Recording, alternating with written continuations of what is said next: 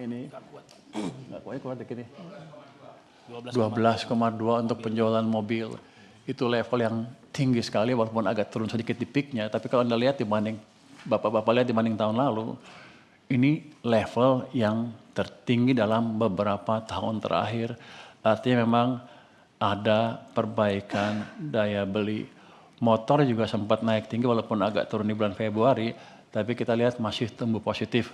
Dan mungkin sebagian pembeli motor udah kaya sekarang jadi shift ke mudah-mudahan ya, jadi beli mobil lebih banyak ya. Kalau kita lihat di bawah, konsumsi semen juga tumbuh positif. 2 bulan pertama tahun ini terakhir di 5,3%, di Januari lebih tinggi lagi.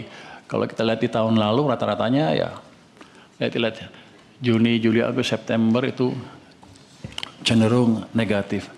Jadi memang ada perbaikan real di perekonomian.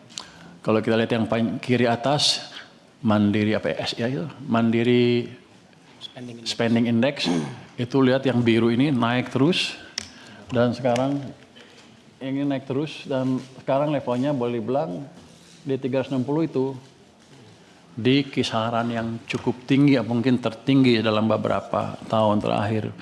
Jadi memang ada perbaikan yang nyata di perekonomian. Kita akan monitor terus keadaan seperti ini. Kalau ada pelemahan, kita akan perbaiki secepatnya.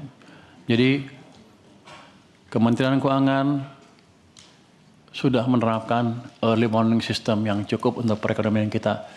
Selain ini, ada berbagai macam indikator yang kita monitor dari waktu ke waktu. Mobilitas ekonomi dan bisnis juga tercermin pada penjualan listrik, bisnis, dan industri, termasuk penjualan semen. Berbagai indikator tersebut menunjukkan bahwa aktivitas ekonomi bergerak kuat didukung aktivitas dunia usaha dan konsumsi domestik.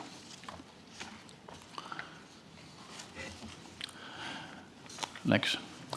Pemerintah melakukan terobosan kebijakan dengan memperkuat kolaborasi kebijakan fiskal dan moneter untuk mendorong agar aktivitas ekonomi berputar lebih cepat dan tumbuh lebih tinggi. Ini antara lain melalui penempatan sal sebesar 200 triliun di perbankan untuk meningkatkan likuiditas yang signifikan dalam sistem keuangan. Dengan penempatan kas pemerintah, base money atau M0 sampai dengan Maret minggu ketiga 2026 tumbuh sebesar 19,2% year on year. Ini melonjak signifikan dari tren sebelumnya yang sangat rendah. Dengan likuiditas yang memadai, kredit dapat tumbuh 9,4%. Yang juga turut ditopang oleh tingginya pertumbuhan DPK hingga 13,2% di akhir Februari 2026. Kalau kita lihat gambar di sini Pak, ini sekarang M0-nya udah hampir 19%. Kalau ini kita pertahankan di level itu, kredit akan menuju double digit di atas 20%. Tapi kita akan hati-hati jangan sampai juga ekonominya kepanasan. Jadi kita monitor ini dari waktu ke waktu. Yang jelas kebijakan itu memberi dampak yang signifikan. Kebijakan ini nyata berkontribusi pada penurunan suku bunga deposito dan kredit hingga mendorong biaya dana atau cost of fund perbankan menjadi lebih rendah atau kita bilang lebih efisien. Dampak ini diharapkan dapat meningkatkan minat penyaluran kredit lebih lanjut ke depan, khususnya untuk dunia usaha dan sektor produktif, sehingga dorongan terhadap pertumbuhan ekonomi semakin kuat. Sejalan dengan itu, sinergi kebijakan fiskal dan moneter ini tertransmisi pada peningkatan kredit pada sektor real, sehingga menggairahkan investasi, memperluas kesempatan kerja, dan menopang pertumbuhan ekonomi yang berkelanjutan. Next. Izin Pak Pimpinan, Silakan. mohon izin Pak Pimpinan boleh. Ini untuk bahan yang ini di sini belum ada ya Pak? Susulin ya? Disusulin. Belum ada. Bahannya ini nanti ditambahkan. Minta Nanti nanti kami sekretariat nanti ditambahkan. Makasih Pak.